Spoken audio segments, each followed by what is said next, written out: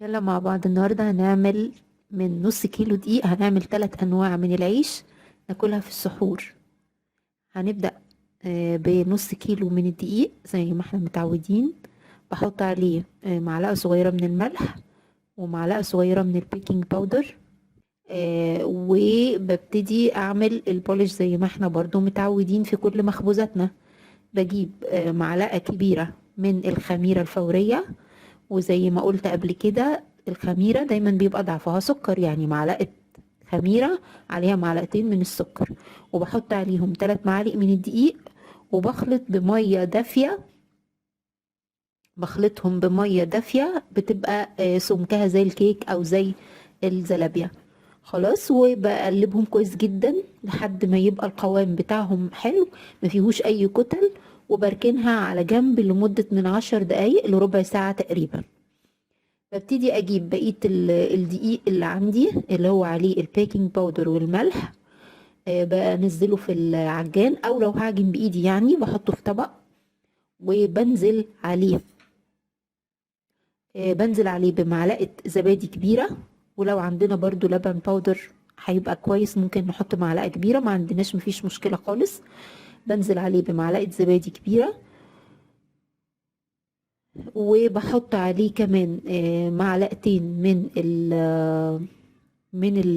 من الزبدة. بحط معلقة زبدة أو معلقة زيت، دي أو دي الاتنين شغالين تمام كده. وبحط معلقة خل كبيرة، وببتدي أنزل عليها بعد كده بالبولش بتاعي وابتدي أعجن عادي خالص. تمام. العجينة عندي بتبقى عجينة مفتوحة،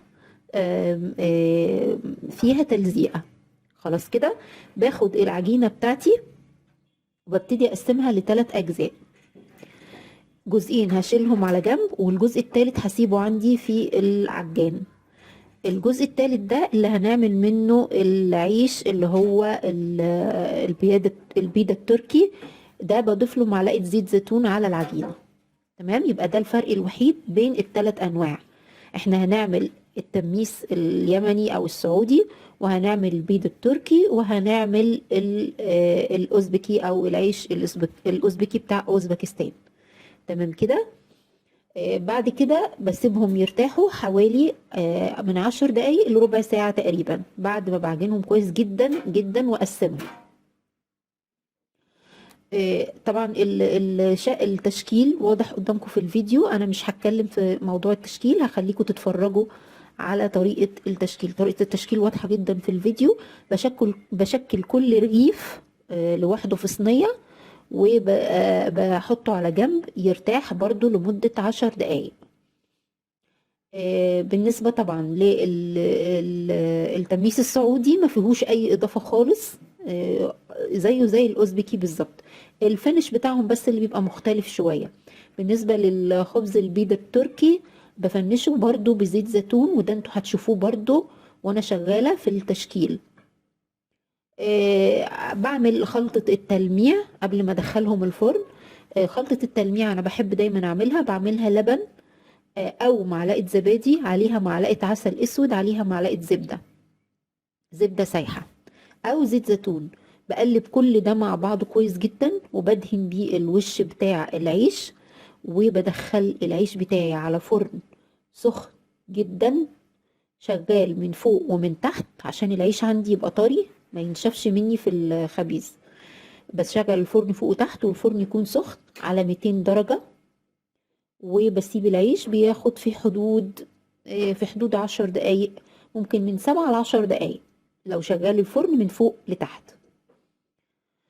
لما بطلع التميس بطلعه، بغطيه التميس والخبز اللي هو الأوزبكي بطلعه وبغطيه بفوطة نظيفة، وبسيبه شوية عشان يبقى طري.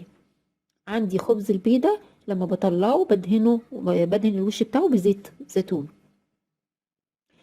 في معلومة صغيرة حابة أضيفها للناس اللي كانت في الخليج أو في السعودية بشكل خاص. في الأفران بتاعة التميس بيبقى في نوعين من التميس: تميس عادي وتميس البسكوت.